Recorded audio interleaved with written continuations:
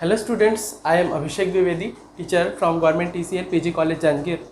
Last video lecture में हमने discuss किया था ऑप्टिकल फाइबर को, उसके इंट्रोडक्शन को, उसके कॉन्सेप्ट को, मींस उसके प्रिंसिपल को, और डिस्कस किया था उसके स्ट्रक्चर को, मतलब वो किस तरह से फैब्रिकेट किया जाता है, किस तरह से उसको बनाया जाता है, उस टॉपिक को। उसी वीडियो लेक्चर को आज हम लोग आगे बढ़ाएंगे। चलिए देखते हैं पहले आज हम लोग किस किस टॉपिक पर बात करने वाले हैं, क्या क्या पढ़ने वाले हैं।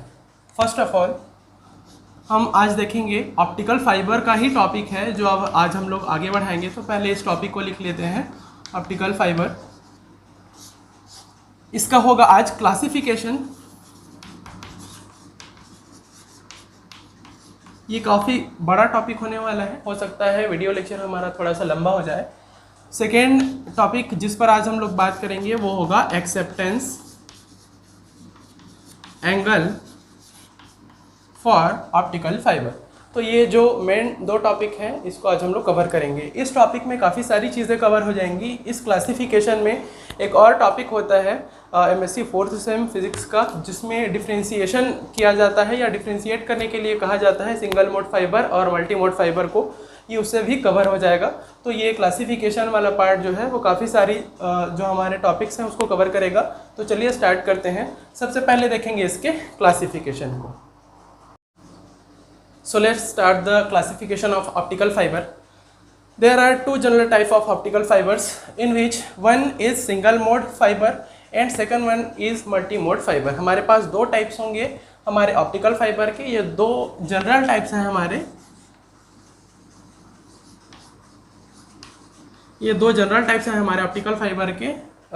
इंडेक्स प्रोफाइल के बेसिस पे हम और इसको आगे क्लासीफाइड करेंगे, वो आगे के सेक्शंस में देखेंगे हम लोग। इससे पहले ये जान लेते हैं, हमारे पास दो कैटेगरी रहेगी, इसकी दो टाइप्स रहेगी। First one is single mode fibre and second one is multi mode fibre. दो बेसिक या दो जनरल टाइप्स होंगे। अब मोड होता क्या है ये पहले जानते हैं। सिंगल मोड फाइबर और मल्टी मोड फाइबर दोनों में मोड यूज हुआ है। Mode is a path which allowed the light to propagate from one end to another end. कहने का मतलब मोड एक तरह का वो पाथ प्रोवाइड कराएगा जो किसी लाइट को, अगर आपने ऑप्टिकल फाइबर का इंट्रोडक्शन नहीं देखा होगा तो जाकर उसको पहले इसके पहले के वीडियो लेक्चर में देखिए, फिर ये क्लासिफिकेशन आपको अच्छे से क्लियर हो जाएगा। तो सिंगल मोड फाइबर में जो मोड होगा वो सिंगल मोड या मल्टी मोड दोनों में जो मोड है वो प्रोवाइड कराएगा, एक पाथ प्रोवाइड कराएगा लाइट को एक एंड से दूसरे एंड तक जाने के लिए। सबसे पहले हम लोग डिस्कस करते हैं सिंगल मोड फाइबर को। सिंगल मोड फाइबर है क्या? जैसे कि नाम में दिया गया है सिंगल मोड, तो इसमें जो रहेगा पाथ एक ही डायरेक्शन का रहेगा जो एक एंड से दूसरे एंड तक जाएगा। एक पाथ रहेगा, एक डायरेक्शन रहेगा, एक ही वेवलेंथ रहेगा जिसका। फॉर एग्जाम्पल अगर हमारे पास कोई ऑप्टिकल फाइबर है, चलिए मान के चलते हैं ये ऑप्टिकल फाइबर है, इसका कोर है, ये इसका कोर है। इसमें चलिए क्लैडिंग भी कर देते हैं, ये हो गया इसका क्लैडिंग, और ऊपर में इसका रहेगा प्रोटेक्टेड लेयर या प्रोटेक्टेड जैकेट। इसका जो कोर होता है, कोर का डायमीटर बहुत ही थिक होता है, बहुत ही पतला होता है, बहुत ज़्यादा पतला होगा किसमें? सिंगल मोड फाइबर में। इसके पतले होने के कारण ही इसमें एक मोड होगा, एक ही टाइप का वेवलेंथ रहेगा, एक वेवलेंथ रहेगा जो एक एंड से दूसरे एंड तक हमारा ट्रेवल करके जाएगा। जो एक एक्सियल रेस रहेगा, एक ही तरह का रे रहेगा जो ट्रेवल करके जाएगा यहाँ से यहाँ तक, इसको कहा जाता है single mode fibre. In single mode fibre there is only one path which allowed the light to travel from one end to another end only there is one wavelength of light.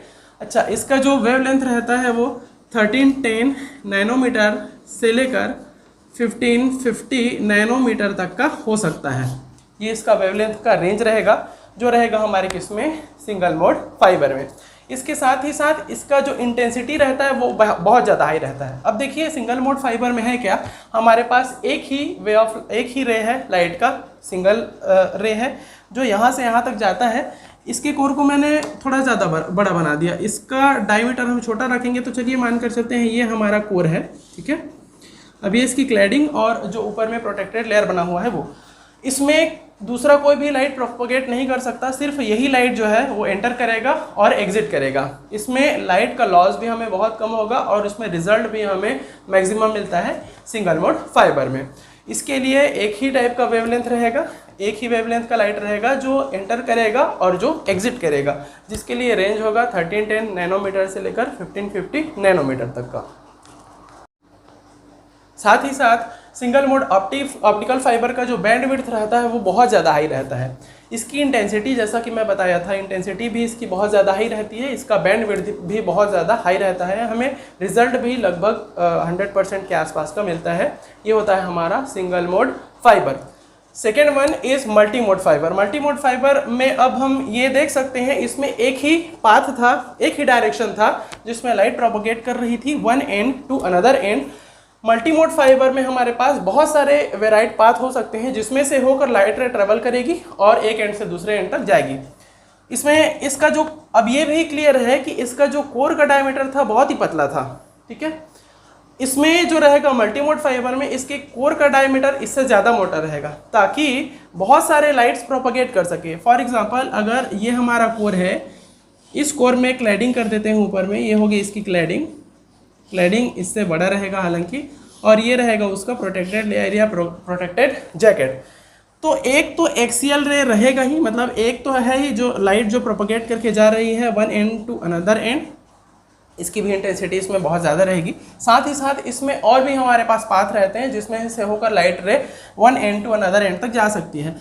अब ये जानते हैं हम लोग कि अगर इसका diameter थोड़ा सा मोटा है तो जिगजैग पाथ फॉलो करते हुए जा सकती हैं। तो ये मान लेते हैं एक लाइट है जो एंटर कर रही है, इसमें भी टोटल इंटरनल रिफ्लेक्शन परफॉर्म होगा।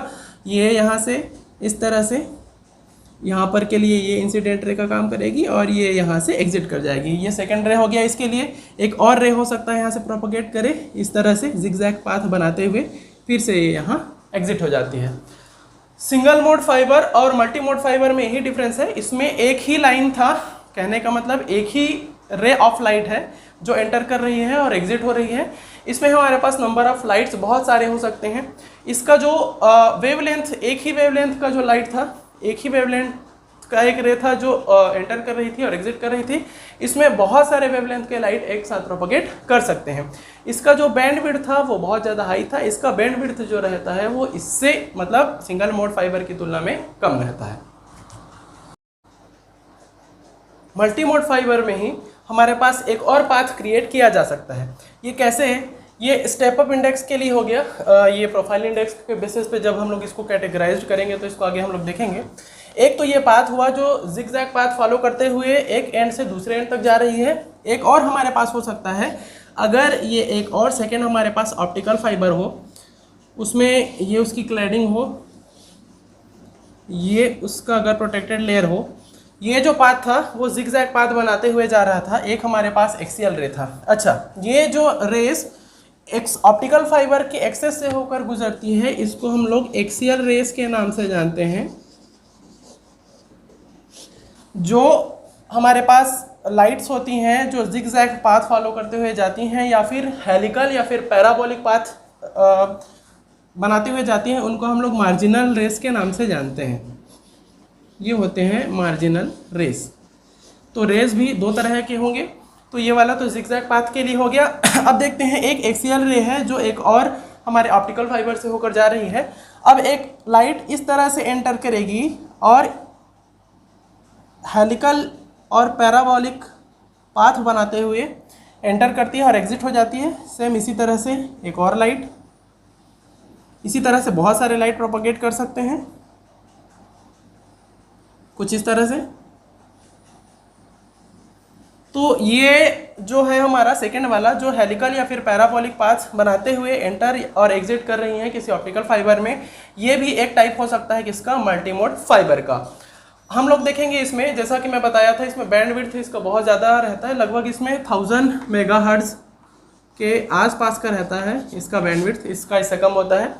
तो ये दोनों चीज़ें अब हमारा क्लियर है। अब इसका नोट्स हम लोग देख लेते हैं। अब हम लोग देखते हैं सिंगल मोड फाइबर के डिस्क्रिप्शंस को, जिसको मैंने एक नोट्स के जैसा यहाँ पर लिखा हुआ है, आप चाहें तो इसका नोट्स बना सकते हैं। सिंगल मोड फाइबर, जिसको हम SMF, स्मॉल में SMF के नाम से भी जानते हैं, अगर शॉर्ट फॉर्म में अगर बोलें तो इसको बोल सकते हैं सिंगल मोड फाइबर, तो SMF इसको पढ़ते हैं। SMF has a very small core diameter, जैसे मैं बताया था, काफ़ी पतला होगा, एक ही लाइट ट्रैवल करेगी, एक ही पाथ होगा, इसलिए इसका जो डायमीटर होगा वो बहुत ही पतला होगा। And can support only one mod of propagation, एक ही पाथ तो एक ही लाइट रहेगा जो प्रोपोगेट करेगा। It can carry one wavelength of light, एक वेवलेंथ लाइट को ट्रेवल कराएगा। Across its length the wavelength is usually 1310 nanometre to 1550 nanometre तक का हो सकता है। SMF हैज़ हायर बैंडविड्थ, इसका बैंडविड्थ बहुत ज़्यादा रहेगा, लगभग कितने का रह सकता है ये 1000 मेगाहर्ट्ज़ का रह सकता है। It is used for long distance and high speed communication, क्योंकि एक ही पाथ है हमारा, वो भी एक्सियल रेस के जैसा है, जो लाइट जाता है इंटेंसिटी बहुत ज़्यादा होगी, इसलिए कम्युनिकेशन में हमारा लगभग 100% रिजल्ट देगा ये, इसलिए इसको लॉन्ग डिस्टेंस और हाई स्पीड कम्युनिकेशन में यूज़ किया जाएगा। As there is no loss of intensity of light signal they show no dispersion effect, इसलिए ये लोग डिस्पर्सन इफेक्ट भी शो नहीं कर सकते हैं। देखिए डिस्पर्सन इफेक्ट होता क्या है, अगर हमारे पास किसी तरह के ऑप्टिकल फाइबर में जितनी इंटेंसिटी हमारी इंटर कराई जाती है वन एंड से और दूसरे एंड पर भी उतनी ही इंटेंसिटी मिलती है, तो वहाँ पर डिस्टॉर्शन या डिस्पर्सन इफेक्ट नहीं होता है।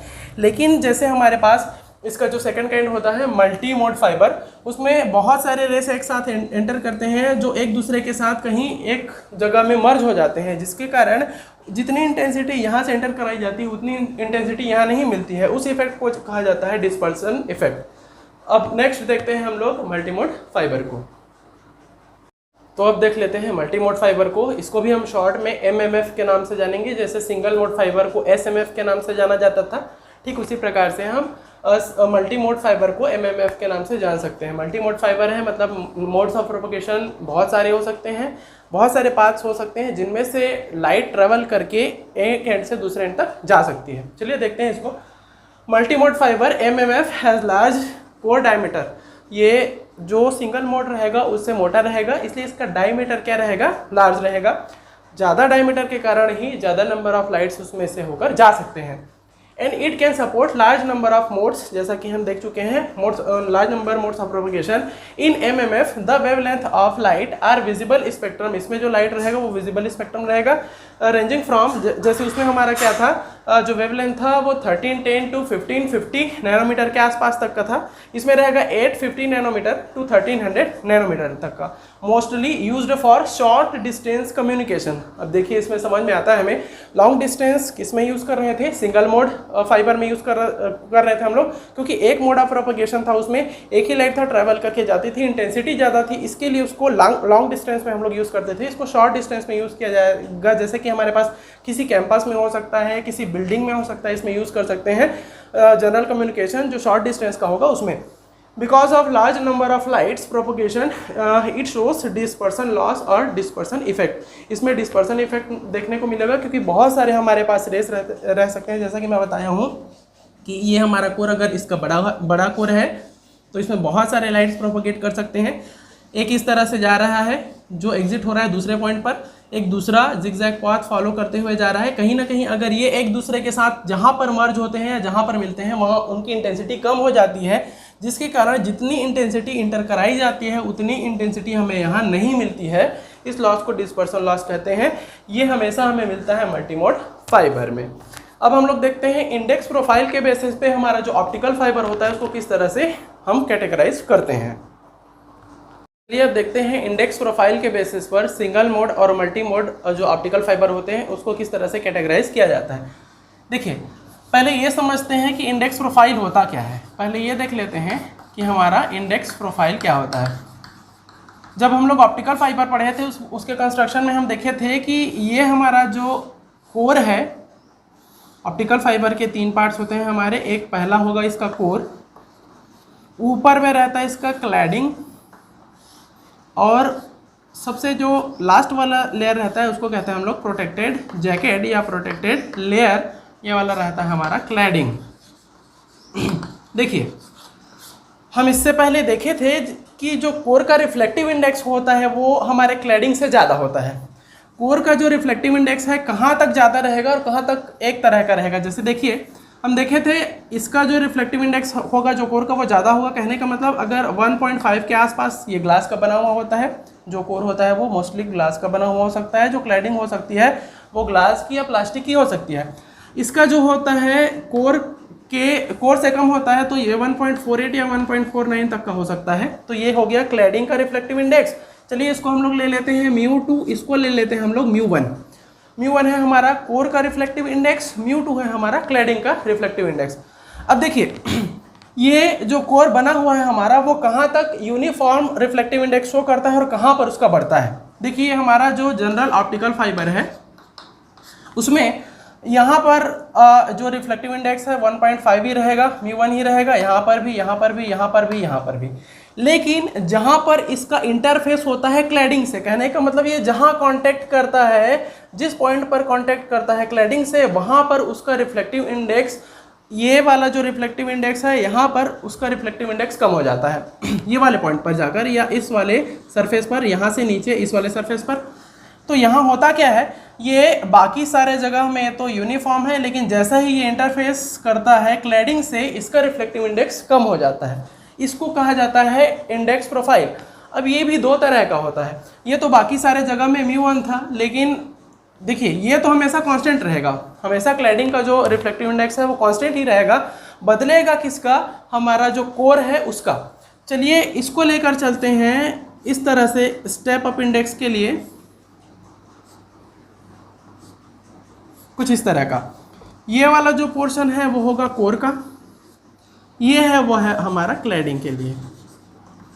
देखिए कैसे हो रहा है, यहाँ तक का जो हमारा रिफ्लेक्टिव इंडेक्स है ये है हमारा μ1, ये वाला है हमारा μ2। ये है μ1 जो कोर का रिफ्लेक्टिव इंडेक्स था, और ये वाला था क्लैडिंग के लिए तो μ2। यहाँ तक हमारा पूरा पूरा यूनिफॉर्म है, जो अंदर में इसका हम लोग ले रहे हैं वो वाला वो यूनिफॉर्म है, μ1 है। अचानक ही जैसे ही ये इंटरफेस करता है क्लैडिंग से या कांटेक्ट करता है क्लैडिंग से, अचानक स्टेप अप हो जाता है। इसलिए इस तरह के इंडेक्स प्रोफाइल को कहा जाता है स्टेप अप इंडेक्स। इसको हम लोग कहेंगे स्टेप अप इंडेक्स। ये क्लियर है कि जब हमारे पास यूनिफॉर्म रहेगा कोर का, जहां तक कि वो इंटरफेस ना करे क्लैडिंग से, वो एक तरह का कांस्टेंट रहेगा। जैसे ही इंटरफेस किया उसने क्लैडिंग से, उससे थोड़ा सा क्या हो जाएगा, हमारा कम हो जाएगा। इसे कहा जाएगा स्टेप अप इंडेक्स। अब देखते हैं दूसरा वाला इंडेक्स प्रोफाइल को, जिसको कहा जाता है ग्रेडेड इंडेक्स। देखिए हमने स्टेप अप इंडेक्स में देखा था कि कोर, ये जो हमारा कोर था ये यूनिफॉर्म था कहाँ तक, इसके अंदर तक, जहाँ तक लाइट प्रोपोगेट करती है। लेकिन जहाँ पे इसका इंटरफेस होता है क्लैडिंग से, वहाँ पर सडन या एब्रप्ट चेंजेस आता है हमारे उसके रिफ्लेक्टिव इंडेक्स में। ये था इसका μ2 और ये था इसका μ1।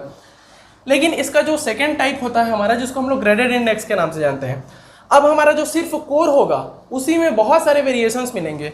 अब हमारे पास अगर कोर है तो सिर्फ कोर में ही बहुत सारे कोसेंट्रिक हम सिलेंडर बनाते हैं, अगर कुछ इस तरह का।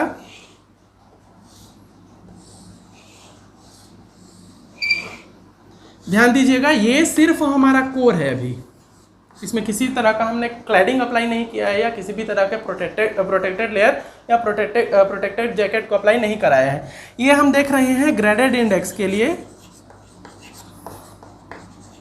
इंडेक्स प्रोफाइल में। देखिए होता क्या है, अब जो एक्सियल कोर रहेगा, मतलब जो हमारा एक्सिस है उससे सबसे जो नियरेस्ट रहेगा उसका रिफ्लेक्टिव इंडेक्स सबसे ज़्यादा होना चाहिए। इसका हो सकता है 1.5, और जैसे जैसे हम एक्सिस से ऊपर जाते हैं उसका रिफ्लेक्टिव इंडेक्स रिड्यूस होने लगता है, मतलब कम होने लगता है, या हमने उसका फैब्रिकेशन ऐसा किया है कि वो कम हो जाए। तो ये 1.4, तो ये 1.49, और थर्ड वाला 1.48, ये समथिंग के आसपास। ये सिर्फ कोर है अभी हमारा, मतलब सिर्फ कोर में ही हमने ऐसा फैब्रिकेशन किया है कि उससे जो जिस ग्लास से बना है उसका रिफ्लेक्टिव इंडेक्स सबसे जो एक्सिस के नियरेस्ट है वो सबसे हाई है, उसके ऊपर वाले लेयर का उससे कम है, उसके ऊपर वाले लेयर का उससे कम है। अब इससे होता क्या है कि जो हमारा स्टेप अप इंडेक्स था उसमें सडन चेंजेस आता था जब वो क्लैडिंग से इंटरफेस करता था। लेकिन इसमें अब होगा क्या हमारे पास कि जब ये कोई भी लाइट एंटर करेगी, जैसे मान लेते हैं ये कोर है, ये एक्सियल रे है उसके लिए। अब देखिए कोई भी लाइट रे जब एंटर करेगी तो किस तरह से होगी, इसके लिए मान लेते हैं एक तरह से ये लाइट रे है, एंटर कर रही है, ये हेलिकल पाथ बनाते हुए जाएगी, ये नीचे हेलिकल पाथ बनाते हुए और या पैराबोलिक पाथ बनाते हुए, और ये इस तरह से एग्जिट कर जाएगी। अब ये इसी के कारण, इस ग्रेडेड इंडेक्स के कारण इसका पाथ हेलिकल या पैराबोलिक हो सकता है। इसको समझते हैं ये किस तरह से होगा। जैसे हमारे पास बहुत सारे अलग अलग लेयर्स हैं, चलिए हमने 3-4 लेयर बनाया, इसका दे देते हैं μ1, इसका μ2, इसका μ3, इसका μ4, इसके आसपास। देखिए इसका सबसे ज़्यादा है रिफ्लेक्टिव इंडेक्स, उससे कम इसका, उससे कम इसका, उससे कम इसका। अब ये पाथ पैराबोलिक या हेलिकल क्यों बनता है हमारे ग्रेडेड इंडेक्स में, ये देख लेते हैं। देखिए हम जानते हैं कि कोई भी लाइट रे जब एक मीडियम से दूसरे मीडियम में जाती है तो ये नॉर्मल से अवे बेंड हो जाती है। तो चलिए ये यहाँ से थोड़ा सा इस तरह से इसको थोड़ा सा अवे बेंड कर देते हैं, यहाँ से बनाते हैं इसको। यहाँ से जा रही है कोई भी लाइट तो ये थोड़ा सा अवे बेंड हो गया। अब ये वाला इसका रिफ्लेक्टिव इंडेक्स इससे कम है तो यहाँ से ये अवे बेंड हो जाएगा थोड़ा सा, ये इस तरह से। अब ये इसके लिए इंसिडेंट रे का काम करेगा तो ये इस तरह से, और ये आगे जाकर इस तरह से। तो ये जो स्ट्रक्चर बन रहा है कुछ इस तरह का बन रहा है। उसके बाद लास्ट में ये इंटरफेस करेगा यहाँ के क्लैडिंग से, लास्ट वाला जो हमारा फेस रहेगा जो क्लैडिंग से इंटरफेस करेगा, उससे टकराने के बाद ये टोटल इंटरनल रिफ्लेक्शन परफॉर्म करेगा। उसके बाद ये फिर से नीचे आ जाएगा। तो इसका जो पाथ है वो इस तरह से पैराबोलिक या हेलिकल बनता है हमारे किसमें, ग्रेडेड इंडेक्स। देखते हैं ग्रेडेड इंडेक्स को किस तरह से शो किया जा सकता है। जैसे उसमें हमारा जो कोर था वो यूनिफॉर्म था, लेकिन इसमें कोर ही यूनिफॉर्म नहीं है हमारा। तो पहले तो कोर को कुछ इस तरह से बनाना पड़ेगा हमें। ये हो गया उसका कोर। ये देखिए यहाँ सेंटर का रिफ्लेक्टिव इंडेक्स सबसे ज़्यादा है इसलिए ये आगे निकला हुआ है, और इस तरह से चूंकि ये हमें समझ में आता है पैराबोलिक पाथ बनाता है इसलिए ऊपर चला गया। तो इतना वाला पोर्शन जो है वो किसके लिए हो गया, कोर के लिए। उसके बाद ये वाला जो पॉइंट आएगा वो होगा हमारा क्लैडिंग के लिए। तो इस तरह के डायग्राम से हम लोग शो कर सकते हैं ग्रेडेड इंडेक्स को। अब देखते हैं जो हमारा SMF होता है और MMF होता है, हमारा जो सिंगल मोड फाइबर और मल्टी मोड फाइबर, वो किस तरह से इंडेक्स प्रोफाइल के बेसिस पे हम लोग उसको कैटेगराइज करते हैं। तो इंडेक्स प्रोफाइल के बेसिस पे सिंगल मोड और मल्टी मोड हमारा जो फाइबर होता है उसको 3 कैटेगरी में हम लोग कैटेगराइज करते हैं। फर्स्ट वन वाला होता है स्टेप अप इंडेक्स, SMF, मतलब सिंगल मोड फाइबर के लिए स्टेप अप इंडेक्स होगा। सेकेंड होगा step up index MMF, multi mode fibre के लिए स्टेप अप इंडेक्स होगा। और लास्ट वन वाला होगा ग्रेडेड इंडेक्स होगा मल्टी मोड फाइबर के लिए। तो ये वाला हो जाएगा ग्रेडेड इंडेक्स MMF। तो 3 जनरल टाइप्स होंगे इंडेक्स प्रोफाइल के बेसिस पर SMF और MMF का, जिसमें से फर्स्ट वन वाला होगा स्टेप अप इंडेक्स SMF और सेकेंड वाला होगा step up index for MMF और ग्रेडेड इंडेक्स MMF के दोनों काइंड को सपोर्ट करेगा हमारा जो इंडेक्स प्रोफाइल का होगा वो स्टेप अप वाला और ग्रेडेड वाला, लेकिन SMF के लिए सिर्फ स्टेप अप इंडेक्स यूज़ किया जाएगा। सबसे पहले देखते हैं हम लोग स्टेप अप इंडेक्स SMF को। तो देखते हैं आप स्टेप अप इंडेक्स को या स्टेप इंडेक्स को।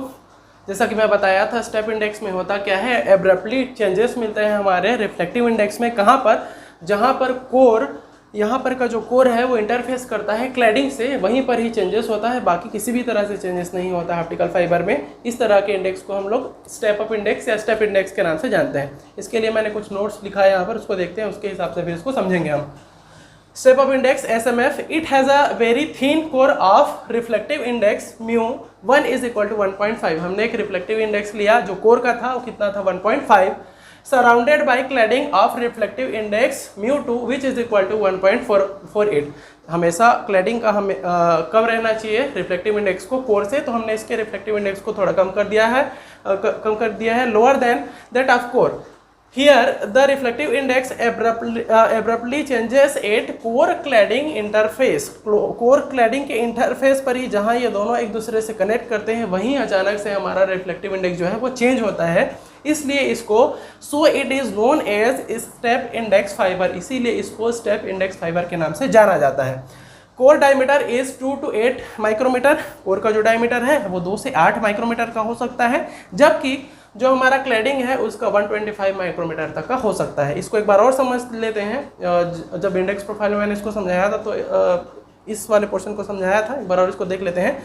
ये वाला जो है हमारा कोर वो यूनिफॉर्म है अभी तक हमारा, इसके अंदर मतलब यहाँ तक इस जो पोर्शन में है हमारा रिफ्लेक्टिव इंडेक्स किसी तरह का चेंज नहीं हुआ है। जैसे ही ये कनेक्ट करता है क्लैडिंग से सडनली चेंज हो जाता है रिफ्लेक्टिव इंडेक्स। उसको इस चित्र के माध्यम से, इस डायग्राम के माध्यम से हम लोग समझ सकते हैं। ये कोर है, ये यहाँ तक इसका सेम है, लेकिन जैसे ही ये इंटरफेस करता है, ये वाला इंटरफेसिंग पॉइंट है किसका, क्लैडिंग का कोर से, तो अचानक ही उसका रिफ्लेक्टिव इंडेक्स बढ़ जाता है। ये वाला है हमारा μ1 जो कोर का है, और ये वाला है हमारा μ2। तो ये होता है हमारा स्टेप अप इंडेक्स या step up index for SMF। अब देखते हैं step up index for MMF, मतलब MMF के लिए, मल्टीमोड फाइबर के लिए स्टेप अप इंडेक्स को।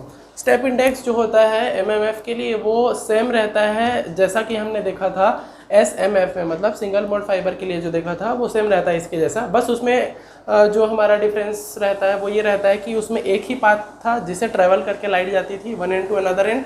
इसमें नंबर ऑफ पॉसिबिलिटीज़ बहुत सारी हो सकती हैं, मतलब नंबर ऑफ लाइट्स बहुत सारे हो सकते हैं, बाकी सारी चीज़ें लगभग सेम रहेगी। इसको थोड़ा सा पहले समझ लेते हैं। ये वाला फिगर तो समझ में आ रहा होगा। इसके पहले जो स्टेप इंडेक्स फॉर SMF देखे थे वो सेम है, यहाँ तक का कोई चेंजेस नहीं है। एब्रप्टली चेंजेस आता है कहाँ पर, जब कोर क्लैडिंग इंटरफेस होता है वहाँ पर। सेम इसमें भी क्या हुआ है, ये वाला पोर्शन है हमारा रिफ्लेक्टिव इंडेक्स कोर के लिए, लेकिन ये थोड़ा सा बढ़ा है, मतलब थोड़ा सा कम हुआ है जैसे ही हम कहाँ पर पहुँचे हैं, क्लैडिंग और जो कोर था उसके इंटरफेस पर पहुँचे हैं। तो इसमें थोड़ा सा बेसिक डिफरेंस जो हमारा रहेगा वो यही आएगा कि इसका जो कोर का डायमीटर रहेगा वो बड़ा रहेगा हमारे स्टेप इंडेक्स MMF के लिए। उसमें क्या रहता था, स्टेप इंडेक्स SMF में हमारा कोर का डायमीटर छोटा रहता था, एक ही पाथ से होकर जाती थी लाइट रे। देखते हैं इसके डिस्क्रिप्शन को। स्टेप इंडेक्स MMF के लिए step up index MMF is similar to that of step of SMF के जैसा ही रहेगा ये, except that of core is larger diameter. इसका जो डायमीटर है वो जैसा मैं बताया हूँ वो क्या रहेगा, ज़्यादा रहेगा। इसका हो सकता है 20 से 200 माइक्रोमीटर तक का, 50 to 200 micrometre. The diameter of cladding is, अब इससे भी ज़्यादा रहेगा इसका डायमीटर, तो 100 to 200 माइक्रोमीटर तक का रहेगा। V नंबर, अच्छा ये एक पैरामीटर होता है जिससे जब हम लोग किसी भी ऑप्टिकल फाइबर को फैब्रिकेट करते हैं या बनाते हैं तो ध्यान रखा जाता है V नंबर पर। ये V नंबर 2.405 से कम होता है किसके लिए, हमारे SMF के लिए, मतलब सिंगल मोड फाइबर के लिए। लेकिन मल्टी मोड फाइबर के लिए इसका जो V नंबर होता है वो 2.405 से ज़्यादा होता है। देखते हैं इसको। V number is greater than of 2.405। इसका मतलब ये होता है कि ज़्यादा नंबर ऑफ लाइट्स इसमें से प्रोपगेट करके one point two another point तक ट्रेवल कर सकते हैं, so that it can support large number of modes. यही लिखा है यहाँ पर कि ज़्यादा मोड्स यहाँ पर रहेंगे हमारे लिए। Here also reflective index abruptly changes at core cladding interface, और जो कोर क्लैडिंग इंटरफेस रहेगा वहाँ पर ही हमारा जो रिफ्लेक्टिव इंडेक्स रहेगा वो चेंज होगा। तो ये होता है सेकेंड काइंड स्टेप इंडेक्स के लिए। अब हम देखते हैं ग्रेडेड इंडेक्स फॉर MMF। तो चलिए अब देखते हैं ग्रेडेड इंडेक्स MMF को। जैसा कि मैं इंडेक्स प्रोफाइल के टाइम बताया था, ग्रेडेड वाले पार्ट में जो कोर का कंस्ट्रक्शन होता है, जब कोर बनाया जाता है तो उसके रिफ्लेक्टिव इंडेक्स को अलग अलग टाइप के मटेरियल या एक ही ग्लास के मटेरियल के अलग अलग रिफ्लेक्टिव इंडेक्स से उसको कंबाइन करके फैब्रिकेट किया जाता है। उसी पर बेस्ड है हमारा ग्रेडेड इंडेक्स MMF। देखते हैं इसको। It consist a core which consist of consecutive layers of different reflective index. अलग अलग टाइप के रिफ्लेक्टिव इंडेक्स को कंसिस्ट करके रखेगा जो पूरा कोर रहेगा वो, मतलब जो कोर ही रहेगा उसका फैब्रिकेशन ऐसा रहेगा जो अलग अलग लेयर्स के रिफ्लेक्टिव इंडेक्स को कंसिस्ट करके, रिफ्लेक्टिव इंडेक्स वाले ग्लासेस को कंसिस्ट करके रखे। उसके बाद देखते हैं the value of reflective index decreases with distance from the fibre axis. ये भी क्लियर है कि सबसे ज़्यादा वाला जो रिफ्लेक्टिव इंडेक्स रहेगा वो किसका रहेगा, जो एक्सिस के पास वाला रहेगा कोर उसका रहेगा। And distance from the fibre axis it has high value along fibre axis. सबसे ज़्यादा वैल्यू उसके फाइबर एक्सिस पर ही रहेगी। And falls off rapidly as the radial distance increases from axis. और जैसे जैसे एक्सिस से उसको ऊपर ले जाते चले जाएंगे उसका रिफ्लेक्टिव इंडेक्स गिरता चला जाएगा, मतलब कम होता चला जाएगा। But the reflective index of cladding is constant. लेकिन ये तो सभी के लिए है, पूरे ऑप्टिकल फाइबर में जो क्लैडिंग का हमारा रिफ्लेक्टिव इंडेक्स रहेगा वो हमेशा ही कांस्टेंट रहेगा। चेंज होगा ग्रेडेड इंडेक्स MMF में। वो क्यों चेंज होगा, क्योंकि उसका जो कोर का फैब्रिकेशन है वो अलग अलग लेयर्स में बनाए जाएंगे। सारे लेयर्स का जो रिफ्लेक्टिव इंडेक्स रहेगा वो अलग अलग रहेगा। इसको फिर से एक बार देख लेते हैं। देखिए यहाँ पर मैक्सिमम रहेगा, ये कोर का एक्सिस है, चलिए ये मान के चलते हैं, ये कोर का एक्सिस है, सबसे ज़्यादा रिफ्लेक्टिव इंडेक्स इसी का है, डिक्रीज होता चला जाएगा। अब ये वाला पोर्शन है जो कोर के रिफ्लेक्टिव इंडेक्स को शो करता है, और ये वाला है, ये वाला जो पोर्शन है वो क्लैडिंग के रिफ्लेक्टिव इंडेक्स को शो करता है। यहाँ पर इसको देख सकते हैं अलग अलग लेयर्स में है अगर रिफ्लेक्टिव इंडेक्स सबसे ज़्यादा। चलिए ये वाले को मान के चलते हैं फर्स्ट है, ये वाला मान के चलते हैं सेकेंड लेयर है, ये वाला थर्ड है, और ये वाला फोर्थ लेयर है। हमारा सबसे ज़्यादा रिफ्लेक्टिव इंडेक्स है हमारा फर्स्ट वाले का। अब देखिए जैसे यहाँ से लाइट रे एंटर करती है, ये नॉर्मल से अवे बेंड हो जाएगी, ये इधर चला गया, सेम प्रॉपर्टी इसके लिए फॉलो होगा, ये भी नॉर्मल से अवे बेंड हो जाएगी। तो इसका जो स्ट्रक्चर है वो हेलिकल या पैराबोलिक हो जाएगा। तो इसका किसी भी रे का एंटर इस तरह से होगा, कुछ इस तरह से, जो इसमें फिगर में आपको दिख रहा है, इस तरह से एंटर होगा और लास्ट में इस तरह से एग्जिट हो जाएगा। सिमिलरली सेकंड, क्योंकि बहुत सारे, ये हमारा एमएमएफ है, मल्टी मोड फाइबर है, तो बहुत सारे नंबर ऑफ पॉसिबिलिटीज़ है लाइट के एंटर होने के लिए। तो एक एक्सियल रे भी हो सकता है इसमें, मैं बताया हूँ एक्सियल रे जो एक्स से होकर गुजरे, मार्जिनल रे जो अलग अलग या तो जिगजैग पाथ बनाते हुए, या हेलिकल या फिर पैराबोलिक पाथ बनाते हुए आगे बढ़े और एग्जिट हो जाए। तो ये हेलिकल और पैराबोलिक पाथ बनाते हुए एग्जिट हो जा रहा है। इसका रीज़न यही है कि ये बहुत सारे अलग अलग कोसेंट्रिक जो कोर रहेंगे उनके लेयर से होकर बना हुआ रहेगा। ये वाला हो जाता है हमारा ग्रेडेड इंडेक्स एमएमएफ। तो ये अब सारे पार्ट्स इसमें कवर हो गए ऑप्टिकल फाइबर के क्लासिफिकेशन के। अब देखते हैं हम लोग इसके लास्ट टॉपिक, मतलब आज के वीडियो लेक्चर के लास्ट टॉपिक को, जो है एक्सेप्टेंस एंगल। तो चलिए अब देखते हैं कि ऑप्टिकल फाइबर में एक्सेप्टेंस एंगल होता क्या है। Acceptance angle is generally the maximum angle related to the axis of the fibre to perform total internal reflection is known as acceptance angle. कहने का मतलब ये है वो एक मैक्सिमम वैल्यू रहेगा जो रिलेट करेगा एक्सिस ऑफ द फाइबर से, जिसके कारण हमारा टोटल इंटरनल रिफ्लेक्शन परफॉर्म हो सके ऑप्टिकल फाइबर में, उसे कहा जाएगा उसका एक्सेप्टेंस एंगल। पहले इसको समझते हैं फिर वो क्लियर होगा हमारा। देखिए एक स्ट्रक्चर दिख रहा है, उसमें ये वाला पोर्शन जो है उसका कोर है, उसमें क्लैडिंग हुई है जिसका रिफ्लेक्टिव इंडेक्स है μ2, और जो कोर है उसका रिफ्लेक्टिव इंडेक्स है μ1। ये है एक्सिस ऑफ द फाइबर जो बीचों बीच गया है। यहाँ पर ये तो क्लियर है कि जो कोर है उसका रिफ्लेक्टिव इंडेक्स ज़्यादा रहेगा, किससे? क्लैडिंग से, ताकि टोटल इंटरनल रिफ्लेक्शन वहाँ पर परफॉर्म हो सके। अब देखिए हो क्या रहा है, ये एक मीडियम है एयर, दूसरा मीडियम है कोर जो कि बना हुआ होता है ग्लास का। तो चलिए यहाँ से एक लाइट रे है जो स्ट्राइक करती है या जाती है ग्लास में, तो ये हम लोग जनरल प्रॉपर्टी जानते हैं कि अब बैंड हो जाती है थोड़ी सी। तो जिस तरह से इसको आगे निकलने चाहिए थे वो आगे ना निकल के थोड़ी सी बैंड हो गई है। अब ये पॉइंट बी पर मिलती है, उसके बाद टोटल इंटरनल रिफ्लेक्शन परफॉर्म करती है।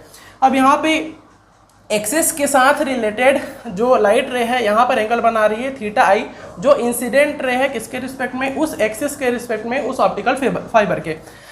जब ये आगे बढ़ती है तो पॉइंट बी पर मिलती है। यहाँ पर नॉर्मल ड्रॉ करने पर यहाँ पर 90 डिग्री का एक एंगल बन रहा है, थीटा आर इसके लिए रिफ्लेक्टेड एंगल बनेगा, और ये जो फाई रहेगा उसका वैल्यू ज़्यादा होना चाहिए किससे? क्रिटिकल एंगल से, तभी तो ना हमारा टोटल इंटरनल रिफ्लेक्शन परफॉर्म होगा। जैसे पढ़े थे टोटल इंटरनल रिफ्लेक्शन परफॉर्म तभी होगा इसके पहले वाले वीडियो लेक्चर में, कि जब उसका वैल्यू जो इंसिडेंट रे है उसका वैल्यू क्रिटिकल एंगल से ज़्यादा हो। तो फाई का वैल्यू क्रिटिकल एंगल से ज़्यादा होना चाहिए। वो कैसे होगा? जैसे जैसे हम लोग फाई आई की वैल्यू को इंक्रीज करते चले जाएंगे, आप देख सकते हैं यहाँ पर थीटा आई की वैल्यू को इंक्रीज करते चले जाएंगे, यहाँ पर थीटा आर की वैल्यू भी बढ़ती चली जाएगी। अब ये वाली वैल्यू तो फिक्स है क्योंकि 90 रहेगी, तो उसके अकॉर्डिंग हमारा चेंज होगा कौन सा वैल्यू? ये थीटा वाला वैल्यू। तो एक मैक्सिमम वैल्यू थीटा आई के वैल्यू को हम लोग किस नाम से जानेंगे? एक्सेप्टेंस एंगल के नाम से जानेंगे। इसी को कहा जाता है acceptance angle. Acceptance angle is the maximum angle related to the axis of the fibre which has to perform the total internal reflection।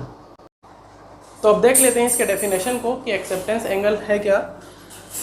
It is the maximum angle of incident that a light ray can have relative to the axis of the fiber and suffer total internal reflection। जैसा कि मैं बताया हूँ, इसकी एक maximum value जिसके कारण ये वाला एंगल ज़्यादा हो सके उस क्रिटिकल एंगल से, और हमारा optical fibre total internal reflection perform कर सके, उसी एंगल को एक्सेप्टेंस एंगल हम लोग कहेंगे।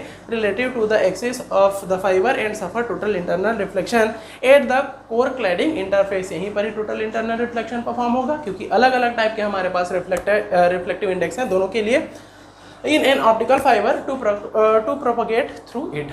और इसमें से आगे जाने के लिए या ऑप्टिकल फाइबर में प्रोपगेट करने के लिए, तो ये हो गया हमारा एक्सेप्टेंस एंगल। तो आज के दोनों टॉपिक्स यहीं पे हम ख़त्म करते हैं।